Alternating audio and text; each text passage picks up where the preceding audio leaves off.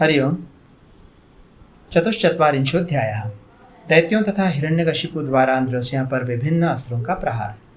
वैशंपायन जी कहते हैं, जन्मेजय, प्रहलाद की वो बात सुनकर दैत्यगणों के अधिपति हिरण्यकशिपु ने गणों सहित संपूर्ण दानवों से ये बात कही। दैत्यों, अपूर्व शरीर धारण करके आए हुए इस वनचारी मृगेंद्र मतलब सिंह को शीघ्र ही पकड़ लो, अथवा यदि कोई संशय मतलब प्राण संकट उपस्थित हो तो इसका वध कर डालो। यह आदेश सुनकर वे समस्त दानव प्रसन्न हो उस भयंकर पराक्रमी सिंह पर अस्त्र शस्त्रों का प्रहार करते हुए उसे बलपूर्वक त्रास देने लगे। तब उस महाबली सिंह ने मुंह बाए हुए काल की भांति बारंबार सिंहनाद करके उस रमणीय सभा भवन को तोड़ डाला। सभा भवन में तोड़फोड़ आरंभ होने पर हिरण्यकशिपु के नेत्र रोष से व्याकुल हो गए। अतः उसने स्वयं भी उस अलौकिक सिंह पर नाना प्रकार के अस्त्र चलाए। सब अस्त्रों में श्रेष्ठ जो अत्यंत भयंकर दंडास्त्र था उसको भी चलाया।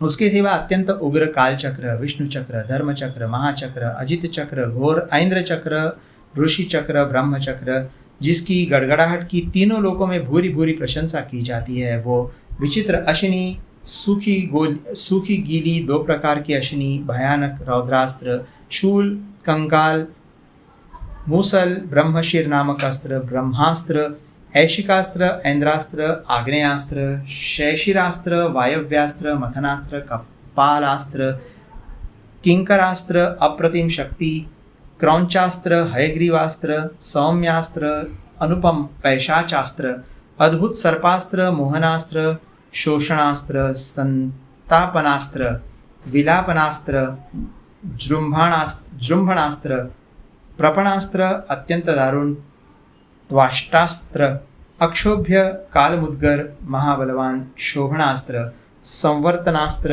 सम्मोहनास्त्र, मायाधरास्त्र तथा प्रिय गांधर्वास्त्र, खड्गरत्न नंदक, प्रस्वापनास्त्र, प्रमथनास्त्र, उत्तम वारुणास्त्र तथा जिसकी गति कहीं भी कुंठित नहीं होती थी वो पाशुपतास्त्र। इन सभी अस्त्रों को उस समय हिरण्यकशिपु ने भगवान नृसिंह पर वारी वारी से चलाया, मानो वो प्रज्वलित अग्नि को आहुति दे रहा हो।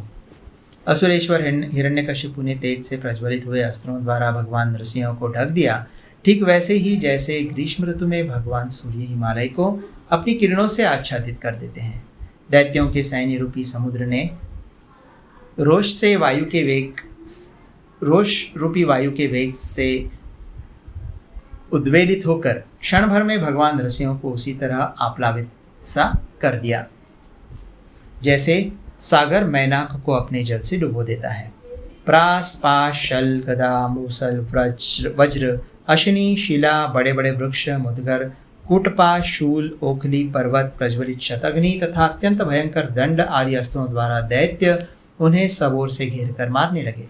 परंतु उस समय उस तेजस्वी महात्मा नरसिंह के शरीर का थोड़ा सा भी भाग क्षत विक्षत नहीं हुआ। उन दानवों ने अपने हाथों में पाश ले रखे थे। उनका वेग इंद्र के वज्र और अश्विनी के समान था।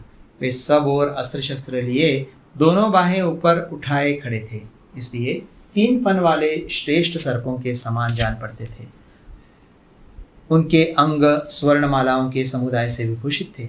नाना प्रकार के अंगद मतलब बाजूबंद आदि आभूषण उनके विभिन्न अंगों से जुड़े हुए थे और मोतियों के हार उनके समस्त अंगों की शोभा बढ़ा रहे थे।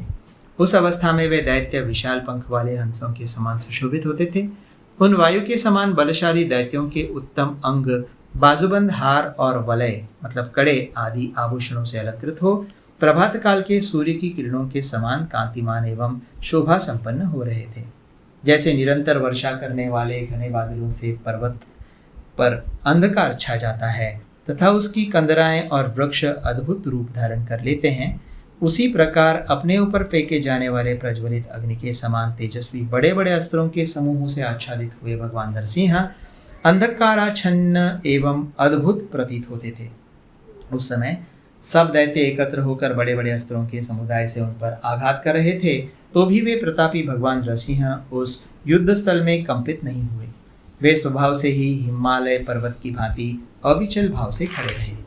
नरसिंह रूपधारी भगवान का तेज अग्नि के समान प्रज्वलित हो रहा था। उनसे संतापित हुए दैत्य भय से विचलित हो उठे, मानो प्रचंड वायु के थपेड़े खाकर महासागर के जल में बड़ी बड़ी तरंगें उठने लगी हों। वे महान असुर अत्यंत वेगशाली थे, उनके सारे अंग क्रोध से जल रहे थे, अतः वे 100 धनुषों की दूरी पर एक स्थान में खड़े हो उन नरसिंह देव पर प्रलय काल की अग्नि के समान तेजस्वी बाण समूहों को छोड़ने लगे। इस प्रकार श्री महाभारत के खिलभाग हरिवंश के अंतर्गत भविष्य पर्व में नृसिंहावतार विषयक 44वां अध्याय पूरा हुआ।